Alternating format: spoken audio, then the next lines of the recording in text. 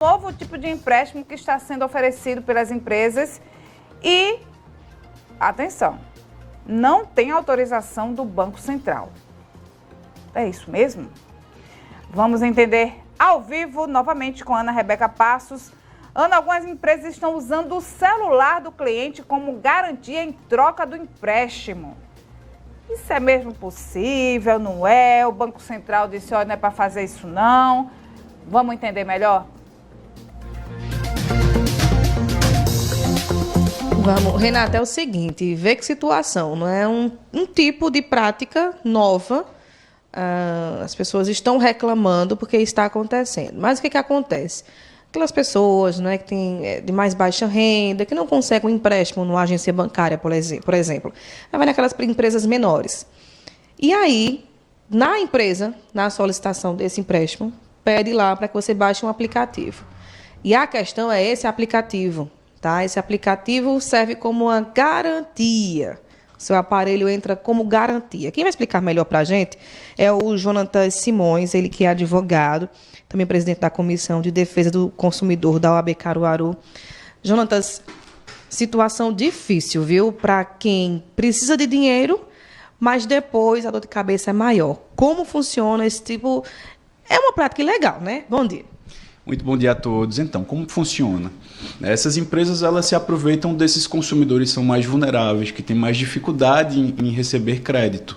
Geralmente são consumidores ou que estão com o nome já negativado ou que têm alguma dificuldade de concessão de crédito por falta de comprovação de renda. Então, essas empresas, como forma de garantir esse pagamento, elas fazem com que esse consumidor assine um termo autorizando a instalação de um aplicativo no celular desse consumidor, fazendo com que, caso esse consumidor ele tenha uma parcela desse financiamento em atraso, essa empresa ela possa simplesmente bloquear as funções do celular, fazendo com que o consumidor ele não tenha acesso. Então é um aplicativo que é instalado, o consumidor ele não consegue desinstalar, né? Fazendo com que haja um constrangimento, uma coerção para que esse consumidor ele seja forçado a pagar. Então essa modalidade de empréstimo ela não serve aí para essa vinculação ao celular não serve para garantir com que ele pague o empréstimo, mas serve, na verdade, para constranger esse consumidor a pagar, o que caracteriza aí uma prática abusiva. Né? Apesar de ser uma prática nova, mas alguns tribunais, né, inclusive o Tribunal do Distrito Federal já se pronunciou em relação a isso, já procedeu com a liminar, confirmou a decisão, né, reconhecendo essa prática como prática indevida. Né? Fora que a maioria dessas empresas elas sequer tem autorização do Banco Central para funcionar, não tem a autorização da Anatel para estar fazendo esse tipo de constrição no uso de aparelhos celulares do consumidor, né? Fora que, né, esse tipo de prática, né, viola de forma muito clara direitos básicos do consumidor, como a privacidade, como o direito à propriedade, né, e obviamente caracteriza aí uma prática abusiva. Ô, Jonatas, mas por exemplo, eu preciso desse dinheiro, não é? E eu vou nessa empresa, eles pedem para que eu baixe o aplicativo. Se eu não quiser baixar, eu não vou ter acesso ao dinheiro. Como fica esse consumidor? Não procurar esse tipo de situação, né? Esse tipo de agência, realmente procurar um banco para conseguir esse empréstimo, ou tem outros meios? Porque eu vou ficar sem o dinheiro. O ideal é sempre que o consumidor primeiro ele seja educado ao que é possível ou não em relação aos seus direitos. Né? O consumidor ele já tendo esse entendimento de que há essa impossibilidade legal dessas empresas fazerem isso, ele pelo menos fica ali com uma...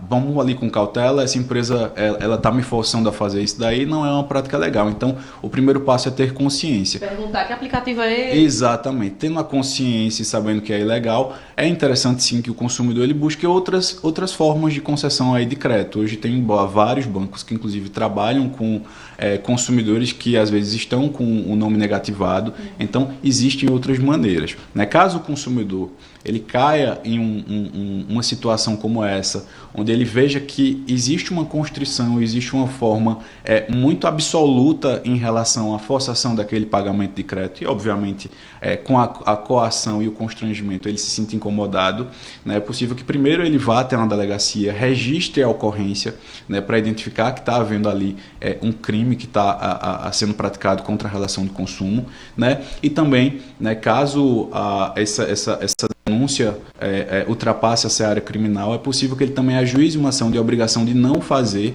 né, obrigando com que essas empresas elas retirem esse bloqueio ali do aparelho para que ele consiga ter a liberdade aí na contratação de produtos e serviços. Mas se ele assinou um contrato, ele tem que ler antes esse contrato, a gente que não costuma ler. Porque se ele chegar na delegacia dizendo, olha, está acontecendo isso comigo, mas o delegado vai lá e vai ver que ele assinou um contrato que autorizava tudo que está acontecendo. Sim, é muito importante que o consumidor ele leia o que ele está assinando. Mas quando se trata de direito do consumidor, e principalmente sabendo-se que existe um vulnerável, ou na maioria das vezes, desses casos daí, um hipervulnerável do outro lado, né, o próprio direito ele autoriza a revisão dessas cláusulas, que muitas vezes são cláusulas abusivas ao consumidor, fazendo com que o próprio Poder Judiciário consiga revisar e reverter aí essa cláusula, fazendo e reconhecendo esse direito do consumidor. Então pode ser uma prova o contrato, né? O contrato pode ser uma prova de que aquela lesão ao direito está sendo praticada. Perfeito. Jonatas Simões, advogado, né, especialista em direito do consumidor, também presidente da Comissão de Defesa, né, do Consumidor da OAB Caruaru. É isso, tá, gente? Vai procurar um empréstimo, se informa melhor quais situações, porque ali a facilidade inicial é muito boa, mas depois vira dor de cabeça e aí depois você não sabe o que fazer, mas como orientou aqui o advogado, fiquem atentos a tudo. Que aplicativo é esse? Né? Vai impedir as funções do meu aparelho? Não é legal, tá? Então, você quer o dinheirinho fácil, vai ter dor de cabeça. Então, procura direitinho, se informa, lê o contrato.